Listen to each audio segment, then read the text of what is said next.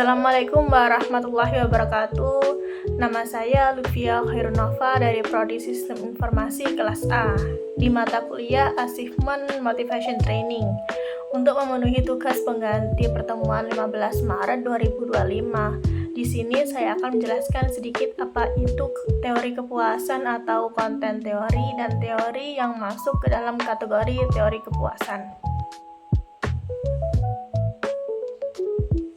Teori kepuasan atau konten teori merupakan teori yang membahas tentang hal-hal yang membuat orang termotivasi untuk bekerja. Teori ini fokus pada kebutuhan dan keinginan yang mendorong seseorang. Manfaatnya adalah membantu atasan memahami apa yang membuat karyawan senang dan bekerja untuk lebih baik. Tujuannya untuk meningkatkan kinerja atau kepuasan kerja untuk memenuhi kebutuhan seperti penghargaan dan pengakuan. Fungsinya adalah untuk memenuhi apa yang memotivasi karyawannya, membuat strategi hadiah yang tepat, dan meningkatkan semangat serta kesetiaan mereka. Berikut adalah teori yang termasuk dalam kategori teori kepuasan, yaitu yang pertama ada teori hierarki kebutuhan Maslow atau Maslow's Hierarchy of Needs. Merupakan konsep yang menjelaskan bagaimana manusia memiliki kebutuhan yang berjenjang. Teori ini dibagi menjadi 5 tingkatan, dimulai dari kebutuhan dasar hingga kebutuhan yang tertinggi. Pertama, ada kebutuhan fisiologi seperti makanan, air, dan tempat tinggal. Ini adalah kebutuhan dasar yang memenuhi agar manusia bisa bertahan hidup. Kedua, ada kebutuhan akan rasa aman seperti perlindungan dari bahaya dan stabilitas finansial. Yang ketiga, ada kebutuhan sosial, yaitu rasa memiliki cinta dan hubungan yang baik dengan orang lain. Yang keempat, ada akan penghargaan yang meliputi rasa dihargai dan diakui oleh orang lain. Terakhir, yaitu kebutuhan aktualisasi diri, yaitu keinginan untuk mencapai potensi penuh dan menjadi versi yang baik dari diri sendiri. Manfaat teori ini adalah membantu memahami motivasi manusia untuk bagaimana kebutuhan yang belum terpenuhi dapat memengaruhi perilaku seseorang. Tujuannya adalah untuk memberikan panduan dalam meningkatkan kesejahteraan manusia, baik dalam lingkungan kerja, pendidikan, maupun kehidupan dalam sehari-hari. Fungsi dari teori ini adalah sebagai panduan bagi para psikolog, guru, dan pemimpin dalam membantu orang mencapai keseimbangan sosial, keseimbangan emosional, dan kesuksesan pribadi. Dengan memahami teori ini, kita dapat lebih baik mendukung diri sendiri dan orang lain dalam mencapai keberhasilan dan kepuasan hidup. Yang kedua adalah teori X dan Y, atau XY teori. Teori X dan Y merupakan konsep yang dikembangkan oleh Douglas McGregor untuk memahami perilaku manusia di tempat kerja.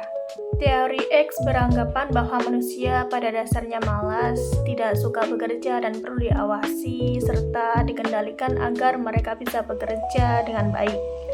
Manajer yang mengikuti teori X cenderung otoriter dan menggunakan hukuman atau imbalan untuk memotivasi karyawannya. Sebaliknya, teori Y berpendapat bahwa manusia secara alami suka bekerja, kreatif, dan mampu bertanggung jawab. Manajer yang menerapkan teori Y lebih percaya pada otonomi, memberikan kepercayaan pada karyawan, dan mendorong mereka untuk berinovasi. Manfaat dari teori X dan Y adalah membantu manajer memahami motivasi karyawan dan memilih pendekatan yang sesuai untuk meningkatkan produktivitas. Jika karyawan membutuhkan arahan yang jelas, pendekatan teori X bisa digunakan. Namun, jika karyawan lebih mandiri dan inovatif, teori Y lebih cocok. Tujuan dari teori ini adalah menciptakan lingkungan kerja yang lebih efektif dan harmonis, di mana karyawan merasa dihargai dan termotivasi untuk berkontribusi pada kesuksesan dari perusahaan. Fungsi teori X dan Y adalah sebagai panduan bagi manajer untuk memahami kebutuhan dari karyawannya, mengelola tim dengan lebih baik, dan menciptakan suasana kerja yang positif. Dan memahami teori ini, manajer dapat meningkatkan kinerja tim, mengurangi konflik, dan meningkatkan kepuasan dalam bekerja. Yang ketiga ada teori ERG atau ERG teori. Teori ERG atau Existence, Relatedness, dan Growth adalah teori motivasi yang dikembangkan oleh Clayton Alderfer. Teori ini merupakan pengembangan dari teori hierarki kebutuhan Maslow, tetapi lebih fleksibel.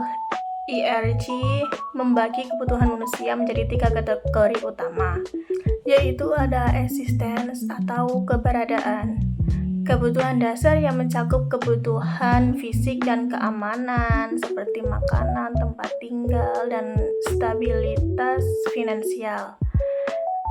Lalu ada relatedness atau hubungan, kebutuhan untuk berinteraksi dengan orang lain, membangun hubungan sosial, dan mendapatkan pengakuan.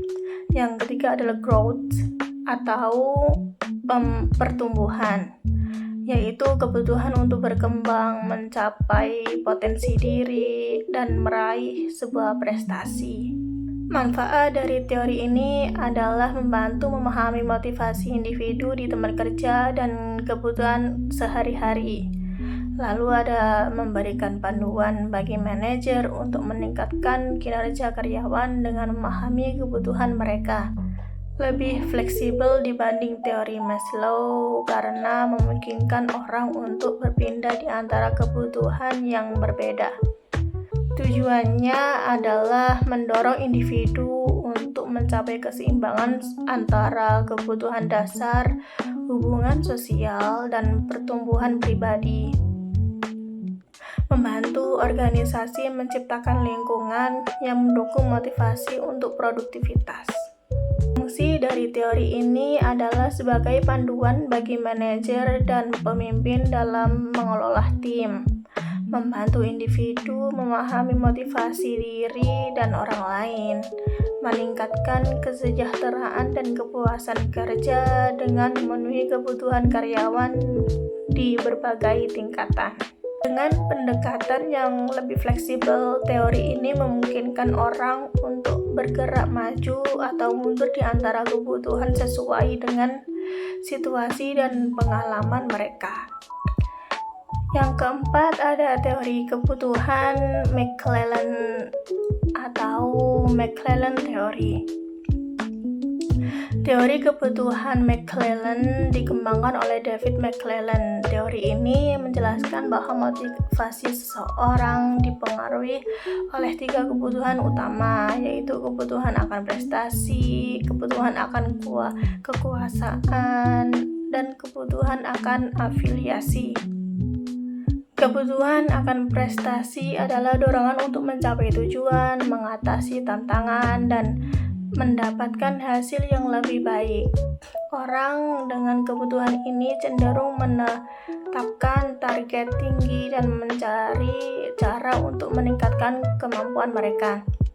Kebutuhan akan kekuasaan adalah keinginan untuk mempengaruhi, mengendalikan, atau memimpin orang lain. Orang dengan kebutuhan ini sering berusaha mendapatkan posisi yang memungkinkan mereka membuat keputusan penting dan mempengaruhi orang lain. Kebutuhan akan afiliasi adalah keinginan untuk membangun hubungan sosial yang harmonis dan diterima dalam kelompok. Orang yang memiliki kebutuhan ini cenderung memiliki persahabatan, kerja tim, dan lingkungan yang mendukung.